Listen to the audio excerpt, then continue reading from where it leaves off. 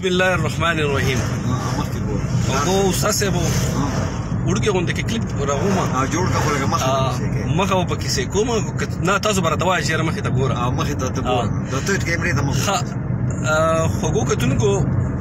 زمانو رفیع الله تاسو په پیژنې مګړي خلک په پیژنې اوس مې ډېر خلک ځکه پیژنې چې بغداد په خوا کې نهسته او سراج صاحب خو دادا مې په خوا کې نهسته دوستو جلا خبره لاړه مشهور شو اوس خلک نن تاسو کې چې لکه دا کنځي کوم او بغزاده ما او بغزاده د 2003-4 نه ملګریو لکه هغه ټیم پورې موږ یونیورسيټي کې لکه زه دانش نو ملګری وسم ته ما د بغزاده وې دا بغزاده ما نوم سیو کړی دی ما نن سهار چې کال کوو ما وې بغزاده څه بغزاده ملي دانش هم نه دی لیکلی او بده د قسمت استافون دا دانش لیدل وروسته راغلی دانش نو دا پوهه چې دا خو زمونږ ملګرتیا نه واوړې دا پوه شو زه بیا پوه شوم کنده ټیم پورې دا پوهېدل چې موږ ګران سره ټکر یې خوړې ټکر یې خوړلې زمونږ ډېر ښکلی وخت وتی ډېر بهترین او د یونیورسټۍ لایف چې دی چا چې پېښور زه خو یم لکه هغه کس په ګریجویټ چا چې پېښور یونیورسټۍ اسلامي کالج نه سبق ویلی که نه هغه کسان چې دي هغه خوش قسمته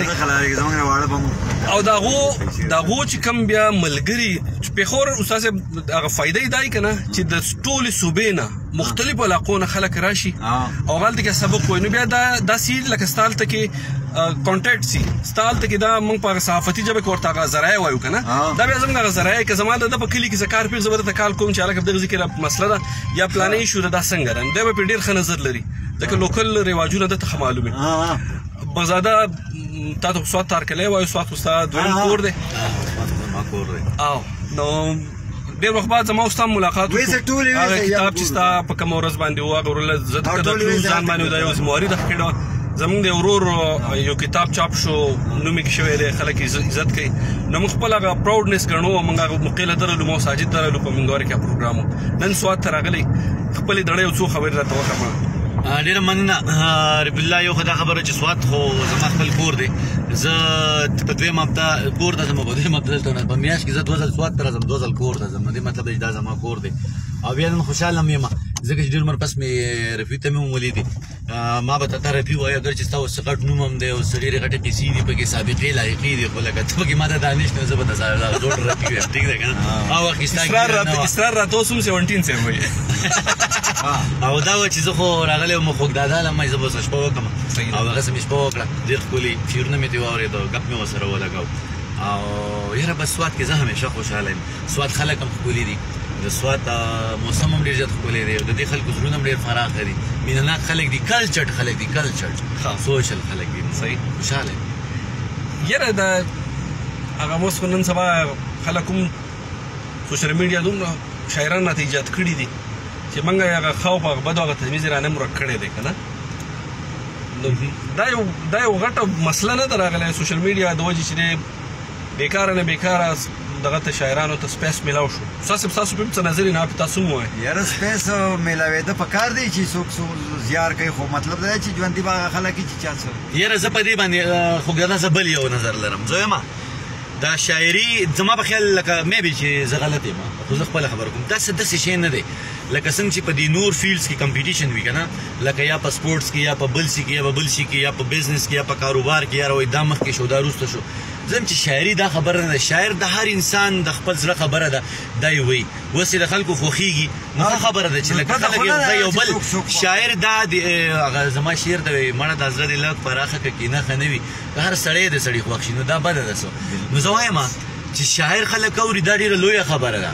اوس زه نه یم چې څه ښه دي او څه خراب دي خدای چې څه لوی دي څه واړه دي دا به ووایو څه نوي دي څه زاړه دي صحیح ده که نه څه تازه دي څه پاخه دي نو څه استادان دي څه شاګردان دي نو اوس د یو نوی شاعر چې راوځي یا وړوکی شاعر چې راوځي نو د هغه نه دا توقع ساتل چې ګنده به رحمان بابا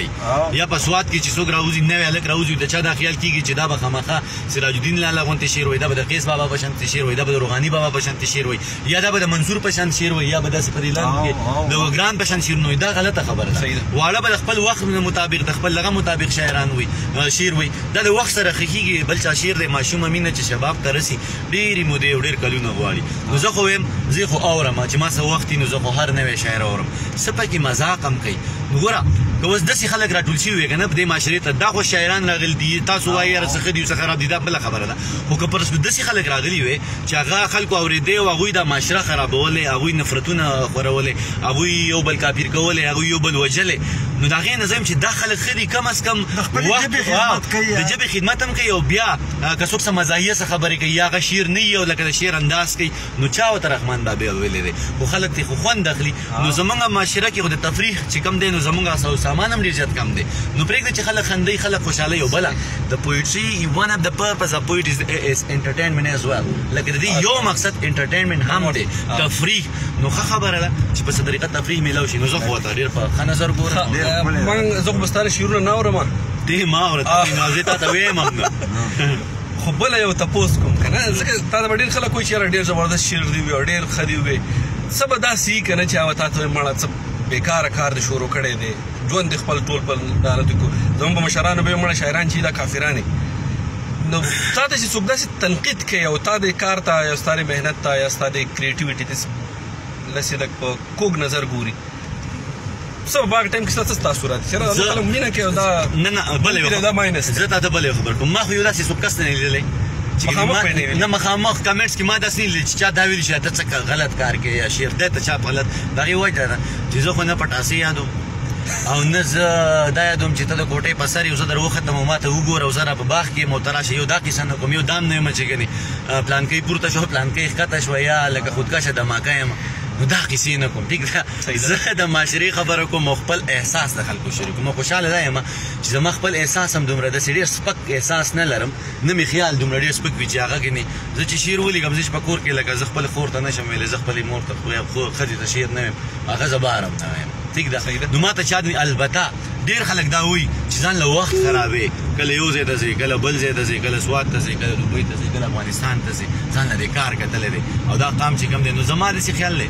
چې دې دپاره زه چې څه کاروبار زه نه کوم که نه چې څه شی مې راوړی یا به ما ته تاوان وشي خلک ته زه خبره کول غواړم وایي زما شعر زما پیغام دی او خام دی او چې مینه ده الهام دی او خام دی نو زما شعر کې